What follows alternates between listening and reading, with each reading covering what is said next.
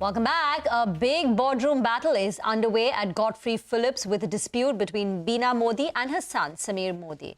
Now, there have been lots of twists and turns in this. The company's Nomination and Remuneration Committee, NRC, had recommended against Samir Modi's reappointment to the board. Now, the latest is that the AGM is all set to be held on the 6th of September, where Bina Modi's appointment to the board is awaiting a shareholder nod. Not just that, there was a tweet by Lalit Kumar Modi regarding the upcoming AGM where he's calling individual shareholders to vote.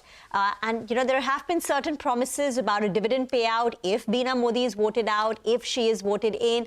So there have been lots of twists and turns in this particular, battle, this feud which is taking place within the Modi family. To talk more about it and what should we expect at the AGM, what should retail shareholders do, Hetal Dalal of Institutional Advisory Services joining in, and GN Gupta of Stakeholders Empowerment Services, SES. Thank you, for joining in. Mr. Gupta, if I may start with you, if you could tell us on 6th of September, which is the AGM, what is under consideration and what is the advice that you are giving shareholders? Under consideration on 6th of September are a couple of resolutions. Leave aside all the resolution regarding the accounts, auditor, etc. The three resolutions are for three individuals: Bina Modi, her daughter, and Samir Modi. There are two resolutions related to her daughter, relating to remuneration and appointment as a whole-time director. And regarding Samir Modi, since he is coming for retirement by rotation, so the NRC has recommended that don't appoint him. We don't recommend his appointment, although he is offering for appointments, which we find is a rare occasion where somebody is wanting to be appointed and NRC is refusing. And NRC also says that not to fill the vacancy on this. Now, what is going to happen, we do not know, but we have opposed all three resolutions. Rather, we have said all three family members should be ousted from the board for the simple reason that in boardroom, if you have a divided house, the company will suffer and shareholders will suffer. So I am asking basic question to them, or rather to independent directors, that what for shareholders have put them on the board? Obviously, to ensure that the company is run in fair manner. Are they competent to adjudicate between Lalit Modi, Samir Modi, and Bina Modi and her daughter? Obvious answer is not. Neither it is their role nor they are competent. Having said that, can they take sides? If they are not competent to adjudicate, they cannot take sides. So if they are saying that don't appoint Samir Modi, then they should obviously also say that Bina Modi and her daughter should also not be appointed, because board route should be clean of all individual things.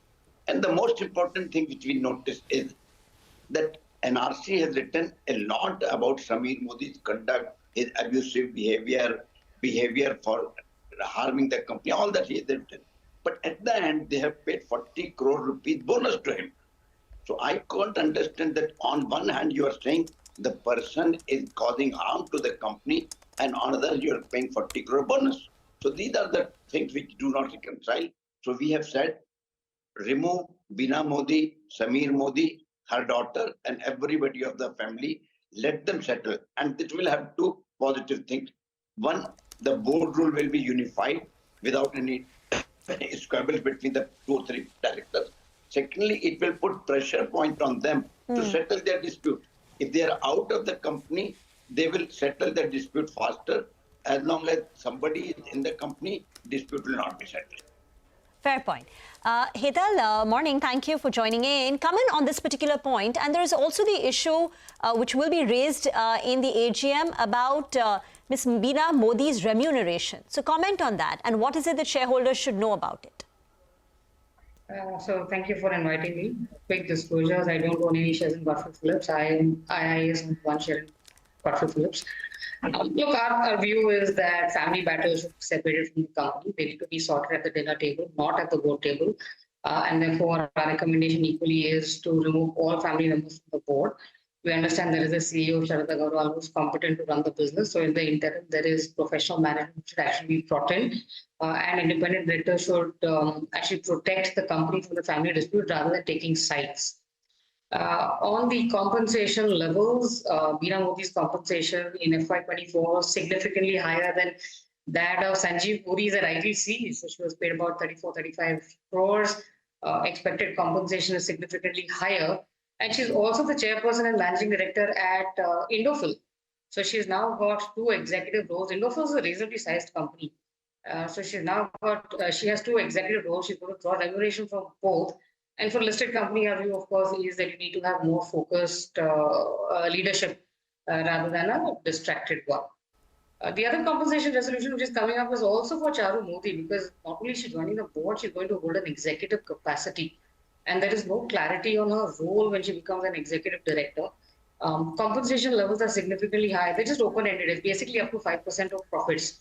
For Bina Modi, also compensation is up to 5% of profits. And aggregate executive compensation can go all the way up to 14% of profits. So essentially, for Charu Modi, we estimate a compensation to be anywhere between 50 to 60 crores, which is not only high for the size of business, it compares to some of the Sensex company CEOs. So I think the NRC to that extent has failed to benchmark compensation. And ideally, we should also have a cap on the absolute level of compensation rather than leaving it open-ended to say 5% of profits.